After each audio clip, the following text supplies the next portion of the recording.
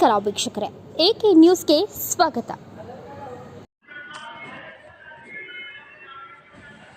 ಪ್ರತಿಯೊಬ್ಬ ತಾಯಿ ಮಕ್ಕಳಿಗೆ ಧರ್ಮ ಸಂಸ್ಕೃತಿ ಕಲಿಸಿದಾಗ ಮಾತ್ರ ಧರ್ಮ ಉಳಿಯುತ್ತದೆ. ಬೆಳಗಾವಿ ತಾಲೂಕಿನ ಕುಕಡೊಳ್ಳಿ ಗ್ರಾಮದಲ್ಲಿ ತೃತೀಯ ಬಾರಿ ನವರಾತ್ರಿ ಉತ್ಸವ ಅದ್ದೂರಿಯಾಗಿ ಜರುಗುತ್ತಲಿದೆ. ತಲೆಗೆ ಕೇಸರಿ ಪೇಟ ಸುತ್ತಿಕೊಂಡು ಕೈಯಲ್ಲಿ ಖಡ್ಗ ಹಿಡಿದು ಭಕ್ತಿಯ ಜಯಘೋಷಣೆ ಕೂಗುತ್ತಾ 500ಕ್ಕೂ ಅಧಿಕ ಯುವಕ ಯುವತಿಯರು ಓಡುತ್ತಿರುವ ದಂಡು ಗ್ರಾಮದ ತುಂಬೆಲ್ಲ ಜೈ ಭವಾನಿ, ಜೈ ಶಿವಾಜಿ, ಹರ್ ಹರ್ ಮಹಾದೇವ್ ಎಂಬ ಘೋಷಣೆ ಕೂಗುತ್ತಾ ಜನಸಾಗರದ ನಡುವೆ ರಸ್ತೆಯುದ್ದಕ್ಕೂ ರಂಗೋಲಿ ಹೂಗಳಿಂದ ಅಲಂಕಾರದಿಂದ ಮಧುವಣಗಿತ್ತಿಯಂತೆ ಗ್ರಾಮ ನವ ವಧುವಿನಂತೆ ಕಂಗೊಳಿಸುತ್ತಿತ್ತು.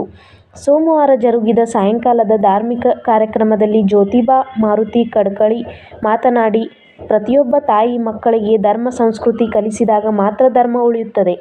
ಈಗಿನ ಯುವ ಸಮೂಹ ಧೂಮಪಾನ, ಮದ್ಯಪಾನದಂತಹ ದುಶ್ಚಟಗಳಿಗೆ ಅಂಟಿಕೊಂಡು ಜೀವನ ಸರ್ವನಾಶ ಮಾಡಿಕೊಳ್ಳುತ್ತಿದ್ದಾರೆ. ಧರ್ಮ ಜಾಗೃತಿಯನ್ನು ಮೂಡಿಸಿ ಯುವಕರನ್ನು ಬಡಿದೆಬ್ಬಿಸಿ ಹಾಳಾಗದಂತೆ ಎಚ್ಚರಿಸುವ ಉದ್ದೇಶದಿಂದ ಪಕ್ಷಾತೀತವಾಗಿ ನಡೆಯುವ ದುರ್ಗಾಮಾತಾ ದೌಡ್ ಮಾಡುವ ಉದ್ದೇಶ ಬಹಳ ಒಳ್ಳೆಯದು. ರಾಷ್ಟ್ರಭಕ್ತಿ, ದೇಶಭಕ್ತಿ, ಧರ್ಮಭಕ್ತಿಯಿಂದ ನಡೆಯುತ್ತಿರುವ ನವರಾತ್ರಿ ಉತ್ಸವ ದುರ್ಗಾಮಾತಾ ದೌಡ್ ಸುತ್ತಮುತ್ತಲಿನ ಗ್ರಾಮಗಳ ಎಲ್ಲರ ಗಮನ ಸೆಳೆಯುತ್ತಿದೆ. ಶ್ರೀ ಛತ್ರಪತಿ ಶಿವಾಜಿ ಮಹಾರಾಜರ ಪುತ್ಥಳಿಗೆ ಮಾಲಾರ್ಪಣೆ ಮಾಡಿ ಪ್ರಾರಂಭಿಸಲಾದ ದುರ್ಗಾಮಾತಾ ದೌಡ್ ಕಾರ್ಯಕ್ರಮದಲ್ಲಿ ಬೈರು ಗಾಡಿಕೊಪ್ಪ ಅವರು ಧ್ವಜ ಸ್ವೀಕರಿಸಿ ಚಾಲನೆ ನೀಡಿದರು. ವಡ್ಡಿನಕಟ್ಟಿ ಕರೆಮ್ಮ ದೇವಸ್ಥಾನಕ್ಕೆ ತೆರಳಿ ಮಾಲಾರ್ಪಣೆ ಮಾಡಲಾಯಿತು.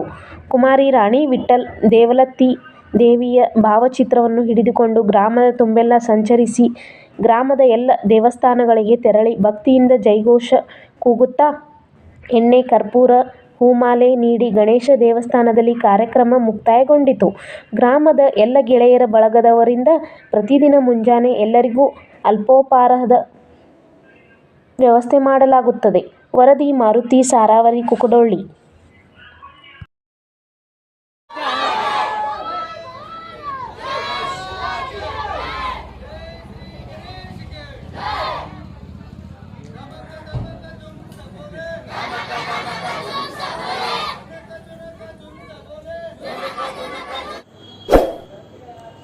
ವೀಕ್ಷಕರೇ, ಇದೇ ರೀತಿ ಹೆಚ್ಚಿನ ಸುದ್ದಿ ವಾಹಿನಿಗಳಿಗಾಗಿ ನೋಡ್ತಾ ಇರಿ